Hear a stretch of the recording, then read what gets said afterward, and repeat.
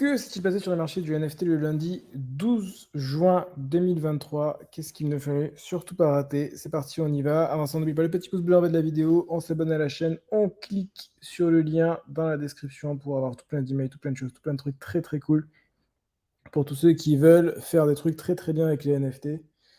Très très bien, logiquement de manière financière, mais le petit bandeau, j'ai oublié. Voilà, c'est parti, on y va. Alors, que s'est-il passé?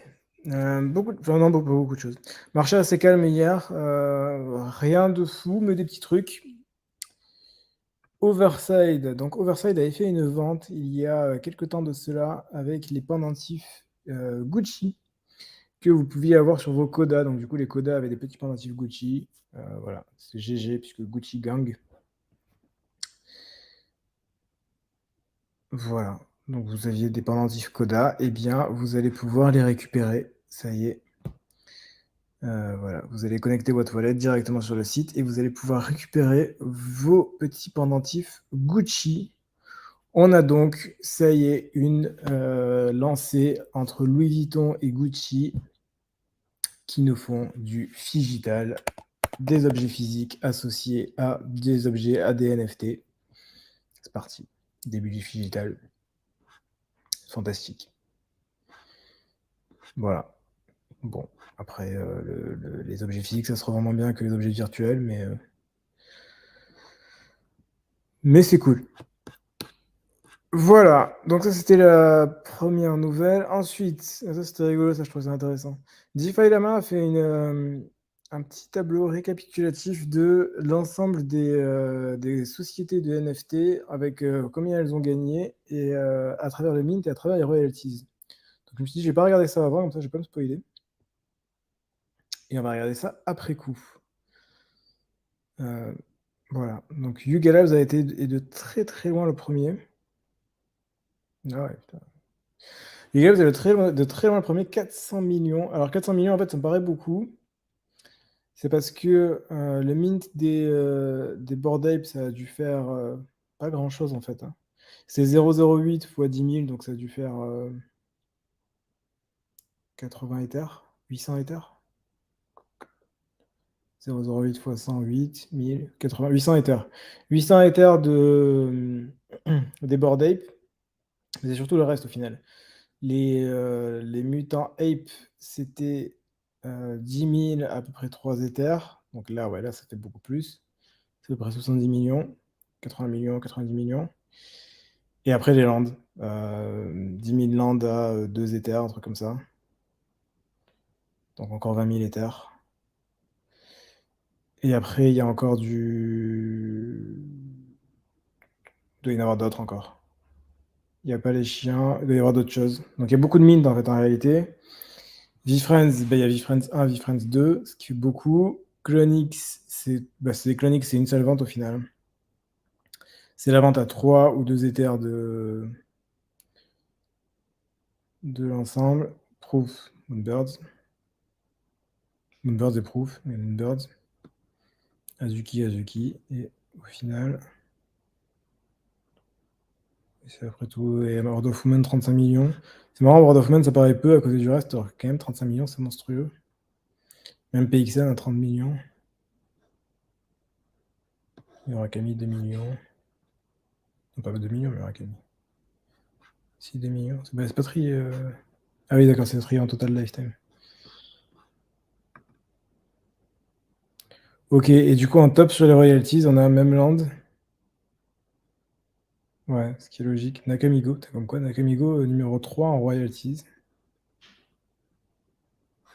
Ok, bon, je vous laisse regarder, c'est intéressant, je trouve ça pas mal. Ça permet de voir que c'est pas forcément ceux qui sont tout en haut qui sont les plus connus aujourd'hui, hein. Il y a un peu de tout. Ah, ça, c'est les royalties en 30 jours, c'était les earnings au maximum.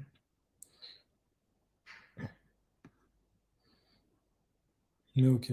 Bah, par exemple, on a Azuki qui est à 86. Ouais, donc après, Azuki est quand même assez cher au final. Non, si, c'est quand même ceux qui sont dans le top, hormis Lost Poet qui était une belle arnaque. Mais hormis Lost Poet, il n'y a rien de. Il n'y a rien de spécialement choquant. Il y a les bits qui sont chers aussi. Les bits, ils sont là alors qu'ils sont numéro 8, alors que ils sont clairement pas numéro 8 dans les collections. Bon, voilà. Ouais, voilà, on a Oxia qui est numéro 29, alors que Oxia est mort de chez mort. C'est 0,1 pareil. Il y en a qui sont dans le bull market. Hein.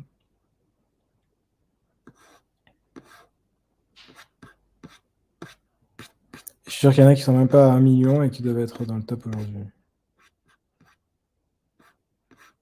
Ouais, peut-être pas.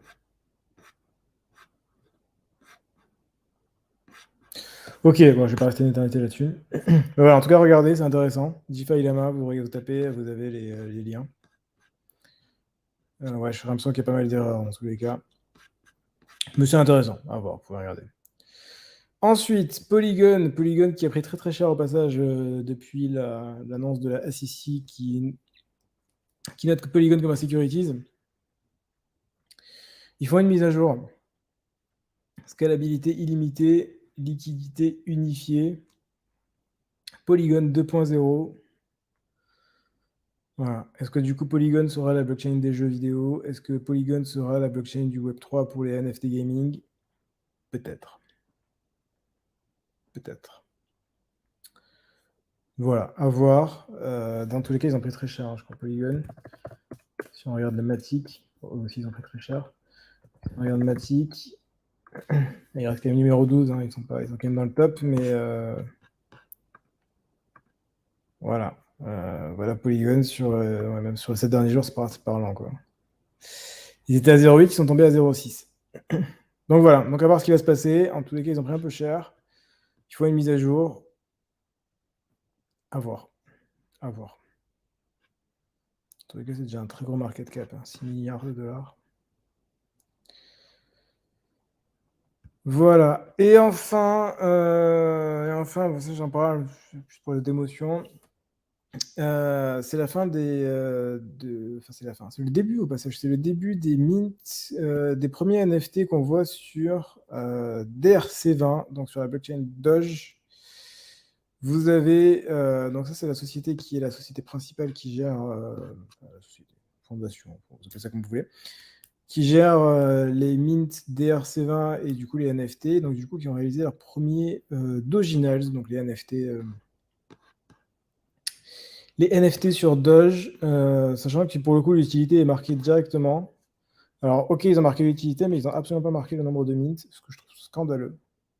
On ne sait pas à quel pourcentage on en est. Ils vont très sûrement pas sold out. Ça me paraît extrêmement ambitieux. C'est un euphémisme.